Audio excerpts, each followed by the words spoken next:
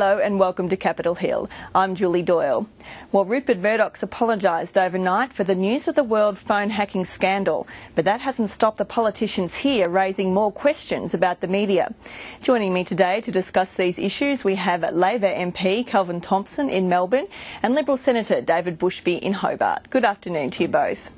Good afternoon, Julie and David. Now, Rupert Murdoch has apologised, but he hasn't taken responsibility. Kelvin Thomson, do you think his evidence was good enough? Are you satisfied with that? Well, I think the heart of the issue in relation to what we've seen in the UK is that media, in commercial media, are large corporations. They think like large corporations. They derive most of their revenue from other large corporations, and as a consequence they give most of their airtime to business and precious little airtime to pensioners and students and workers and environmental groups, community groups, scientists and academics. So the coverage is frequently lacking in balance, and I think that's really at the core of some of the problems that we've been observing. Senator Bushby, just firstly your reaction to the evidence overnight?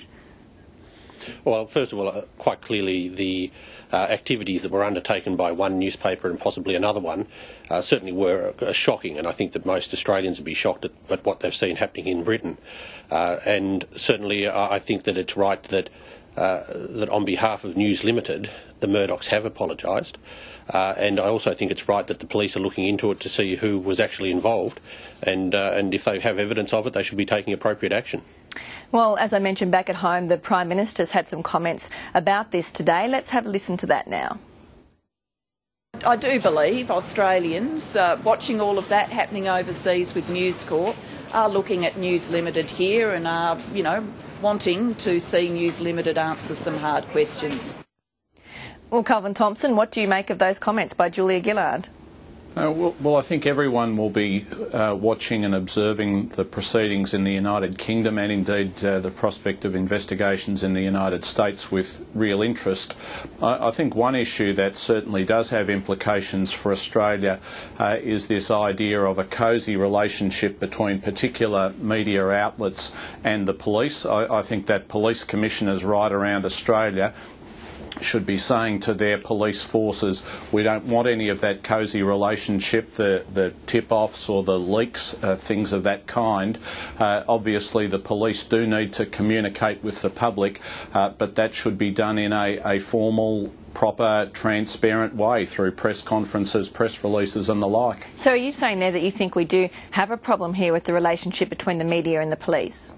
I suspect that there are cosy relationships which have been entered into between various journalists and various media companies and the police, and that police commissioners would do well to look at what has gone on in the United Kingdom and to say to their police forces, we don't want that. We want a transparent relationship. We want an arm's length, formal, proper relationship with the media. Senator Bushby, do you think News Limited does have some hard questions to answer? Well, I think that News Limited is answering the hard questions in the UK where there is evidence that there has been some impropriety, and between the parliamentary committee that's looking into it and the police inquiry, I suspect they will have to answer some of the hard questions. In terms of translating that into Australia, as far as I'm aware, there's no evidence that there's been any actions undertaken here that of anything like what we've seen in the United Kingdom. Of course, if there is evidence of that, whether it's with News Limited or with any other media outlet, then that should be investigated and action should be taken. But until there's evidence that News Limited or anybody else has been doing similar things in Australia, I think we're jumping the gun a bit. So given that, what do you think of the comments we've heard from the Prime Minister today then? Well, yeah, you're tempted to look at those comments and say who has been holding the government to account, who has been exerting a little bit of independence in Australia from a media perspective, and News Limited certainly has been doing that. It's been pointing out what it sees as flaws in the government's approach to everything from building the education revolution to its carbon tax. And you'd have to wonder whether the focus that the Prime Minister is now putting on News Limited is a little bit opportunistic, given what's going on in the United Kingdom, given that there is no evidence of impropriety here with News Limited that I'm aware of, and they do seem to be the media outlet that holds the government best to account. Well, Kelvin Thomson, is this a case of the government doesn't like the coverage it's getting and doesn't like the scrutiny from the newspapers? Well, I think that a lot of the coverage that we've seen in recent times has been lacking in balance, but I think the point in relation to News Limited and issues that have arisen in the UK is that everyone will be looking at those things, not looking to those issues as evidence emerges, with some interest, of course, because there are public interest issues at stake here. Well, let's just move on to another issue now. We've seen more protests at the Christmas Island Detention Centre. Kelvin Thomson, to you firstly, what do you think needs to be done to solve these problems and the tension that we're seeing there in that facility? Well, it's a serious issue, but I think that the government and the relevant authorities are dealing with it in a serious way, and we passed legislation in the last weeks of Parliament relating to conduct in detention centres and the implications that might have for a person's capacity to be granted permanent residence in Australia. I understand that we are finalising negotiations in relation to the Malaysian solution, that these negotiations are in an advanced stage, that there have been constructive discussions held with the Malaysian government and the United Nations High Commission for Refugees. Obviously there are some serious questions of detail that need to be addressed. There have been various concerns and criticisms raised, on the one hand about cost and effectiveness, on the other hand about guaranteeing human rights protections. These are legitimate issues, and the government is dealing with those and providing the attention that they deserve. Now, you mentioned there the negotiations for the Malaysian agreement at an advanced stage. When can we expect that to be finalised and to be signed? Well, as I say, I've been told they are at an advanced stage and that they are proceeding well. Their serious discussions are being conducted in a constructive spirit, and it's appropriate for the government to make sure it gets the detail of these things right. There have been objections and concerns and criticisms raised, and some of those, I dare say, are politically opportunistic, but nevertheless there are serious issues that we need to get right. They go to human rights protections, they go to effectiveness, they go to cost, and we need to have the detail of those things sorted out before an announcement is made. Well, Senator Bushby, do you see these protests like the one we've seen again today as a reflection of the way the government's handled this issue? Look, certainly, before I get on to answering that question, I'll just respond a little bit to Kelvin in terms of the Malaysia deal. I hope that they do get it right soon. I mean, they are dragging their heels a little bit. It only applies, as we understand it, to 800 refugees, and 400 of those have already arrived. And if they don't get the deal finalised in the very near future, the number of people that it would apply to will have passed. And as far as we know, and according to statements that appear to have been made by Malaysian authorities, there's no option for renewal. But coming back to the initial question, certainly the problems that we're having in our detention centres arise from the fact that we have so many people in them.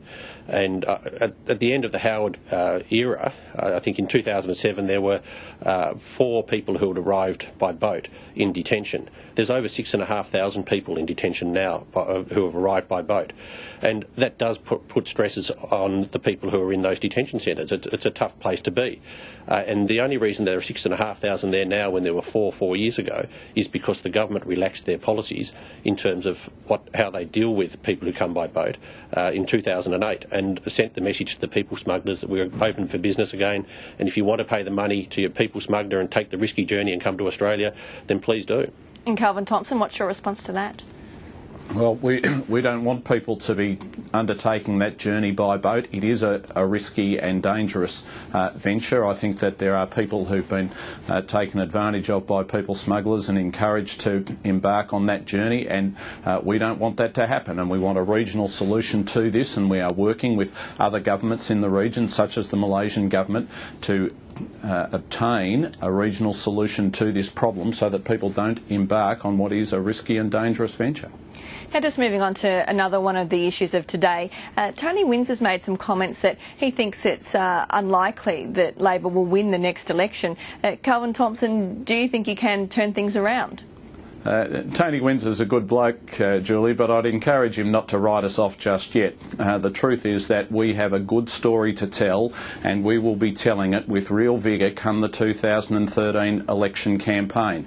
The fact is that inflation is now lower than it was when we came to office. The fact is that interest rates are lower than they were when we came to office. The fact is that unemployment is below 5% and falling. The average during the Howard years was 6.4%. The fact is that if the Liberals had had their way in relation to the stimulus package and blocked it, there would be some 200,000 Australians who now have work who would be out of a job. The household savings ratio is improving. We have a good economic story to tell, and we will be telling it come the 2013 federal election. Well, David Bushby, those comments by Tony Windsor, he did say, though, he's not considering changing his allegiance. So what's your response to that?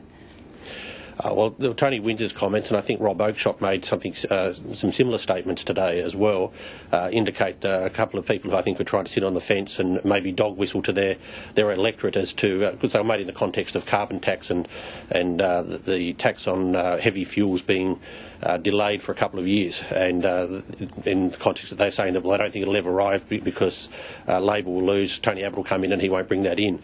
I think they're trying to sit on the fence and have it both ways a little bit there.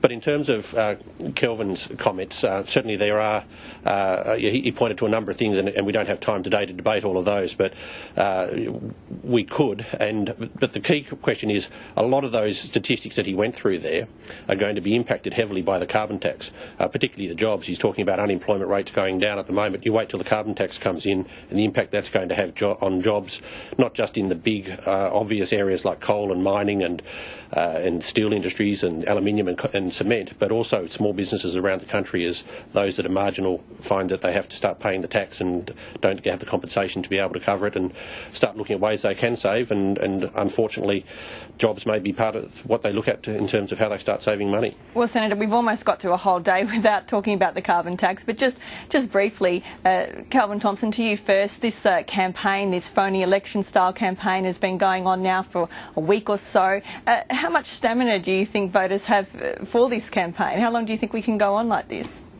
Oh, well, I suspect there'll be debate about this right until the time that it's introduced, and it's proper that there be that debate.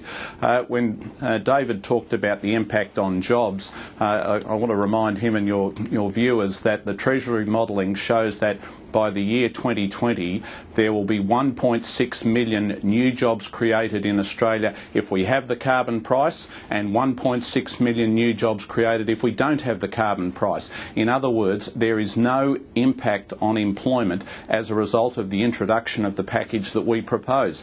There are protections for trade-exposed, emissions-intensive industries, protections in relation to the steel industry, support for jobs in renewable energy. I've got no doubt that we have a bright economic future, a bright employment future, and that the carbon price has an important role to play in that. It is an important economic reform. Well, Kelvin Thomson and Senator Bushby, we're out of time, so we'll have to leave it there for today. Thank you both for joining me. Thank you. Good to talk with you. Thank you. Thanks, Kelvin. Thanks, Julie. And we'll be back with Capitol Hill again tomorrow.